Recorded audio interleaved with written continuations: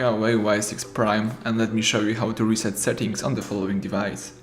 So at the very beginning, let's start by using your home screen. Find and select the settings icon right here. Then you need to scroll down in order to find and select the system. Here let's choose reset and select reset all settings. So this will reset all settings, no data or documents will be deleted, so it's good to know. And you will reset such settings as all network settings, fingerprints, face data, lock screen password and other. So let's tap reset all settings, and to accomplish that operation tap reset all settings again. Wait a few seconds until the reset settings will be completed.